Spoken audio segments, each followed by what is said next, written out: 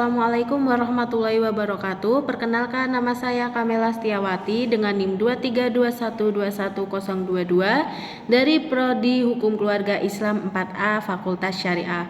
Di sini saya akan membahas tentang buku yang sudah saya review yang berjudul dengan Hukum Acara Pidana dalam Praktek Peradilan di Indonesia, karya Dr. Haji Sugianto SHMH yang diterbitkan pada tahun 2018 dan yang memiliki EISBN 9786024539290.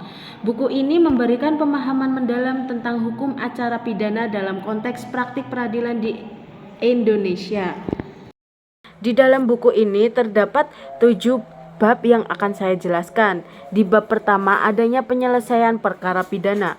Perkara pidana merupakan sengketa pidana antara negara atau jaksa penuntut umum yang dalam hal ini disebut sebagai personifikasi dari negara yang bertindak mewakili korban atau victim dengan melakukan tindak pidana tersebut. Proses peradilan pidana seharusnya memang menjadi sarana yang ideal untuk menyelesaikan perkara pidana yang ada dalam masyarakat atau adjudication as tool of social conflict resolution.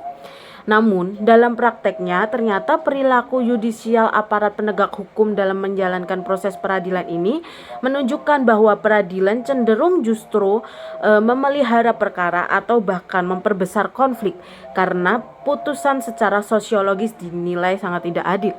Yang kedua, adanya permasalahan dalam penegakan hukum pidana.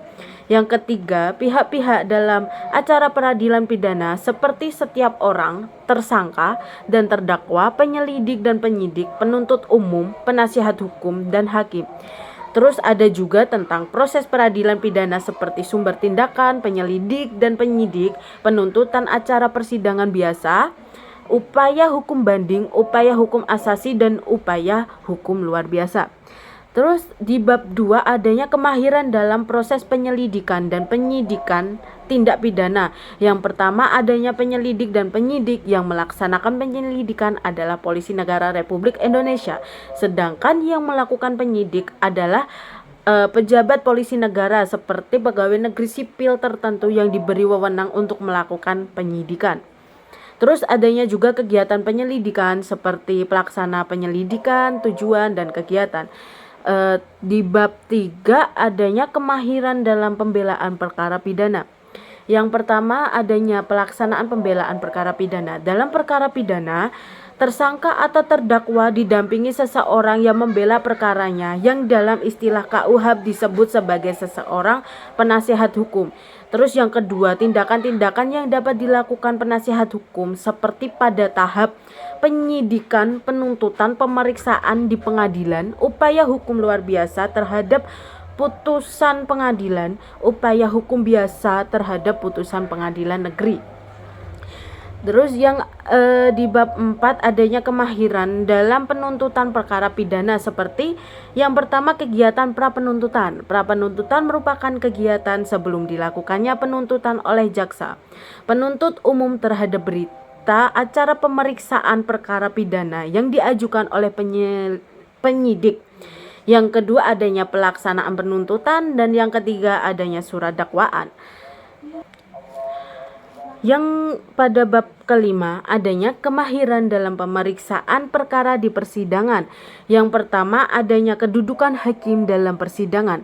Dalam persidangan pidana yang melibatkan jaksa penuntut umum berhadapan dengan terdakwa atau penasihat hukum terdakwa.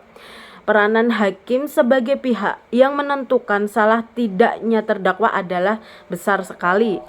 Yang kedua adanya acara pemeriksaan perkara pidana seperti acara pemeriksaan biasa, pemeriksaan singkat, pemeriksaan cepat.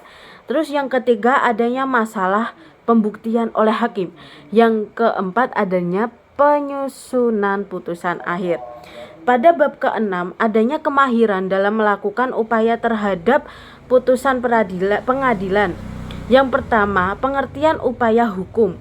Upaya hukum adalah suatu upaya yang dilakukan oleh terdakwa atas seseorang yang dikuasakan secara khusus maupun penuntut umum kepada pengadilan yang lebih tinggi terhadap putusan pengadilan yang lebih rendah tingkatnya yang dinilai kurang tepat dalam menerapkan ketentuan hukum dalam putusannya. Dalam upaya hukum ini dibedakan menjadi dua upaya hukum. Yang pertama adanya upaya hukum biasa dan yang kedua upaya hukum yang luar biasa. Dan di bab terakhir atau bab ke-7 adanya kemahiran dalam proses pra-peradilan. Yang pertama adanya kewenangan pelaksanaan pra-peradilan. Pelaksanaan pra-peradilan merupakan wewenang dari pengadilan negeri untuk memeriksa dan memutus mengenai beberapa hal yang menjadi alasan yang diajukannya pra-peradilan ke muka persidangan. Pelaksanaan pra-peradilan ini dipimpin oleh hakim tunggal yang ditunjuk oleh ketua pengadilan negeri dan dibantu oleh seseorang panitera. Terus yang kedua adanya alasan pengajuan pra-peradilan dan yang ketiga adanya prosedur acara pra-peradilan. Dalam hal ini menekankan tujuan utama hukum acara pidana yaitu mencari dan menemukan kebenaran material, yaitu kebenaran ini dicapai melalui penerapan ketentuan hukum acara pidana secara jujur dan tepat. Tujuan akhirnya adalah untuk menentukan perilaku tindak pidana dan meminta pemeriksaan serta putusan dari pengadilan. Dalam buku ini juga membahas tentang asas-asas penting seperti praduga tak bersalah, peradilan yang cepat, sederhana, dan biaya ringan, serta persamaan di depan hukum. Asas-asas ini menjadi landasan penting dalam proses peradilan pidana. Buku ini juga menjelaskan fungsi hukum acara pidana seperti mencari kebenaran pengadilan, pengambilan keputusan oleh hakim, dan pelaksanaan keputusan. Dalam buku ini terdapat juga kelebihan dan kekurangannya. Dalam kelebihannya adanya relevansi praktis para praktisi hukum, analisis yang mendalam tentang berbagai aspek hukum acara pidana, terus adanya penjelasan yang kuat tentang asas-asas hukum yang mendasari hukum acara pidana tersebut. Dan yang kekurangannya itu mungkin ya informasi perlu diperbarui mengingat perubahan hukum yang terjadi seiring waktu. Kompleksitas hukum acara pidana dapat menjadi tantangan dalam penyajian yang komprehensif. Terus adanya potensi perbedaan interpretasi di antara para ahli hukum. Terus adanya juga kesenjangan antara teori dan praktik. Terus buku ini merupakan sumber yang berharga untuk memahami hukum acara pidana di Indonesia. Disarankan untuk melengkapi pembacaan dengan sumber-sumber lain dan mengikuti perkembangan hukum yang terbaru. Sekian book review yang dapat saya sampaikan, kurang lebihnya mohon maaf jika ada kesalahan. Wassalamualaikum warahmatullahi wabarakatuh. Bye bye. Oke teman-teman, terima kasih sudah menonton videonya.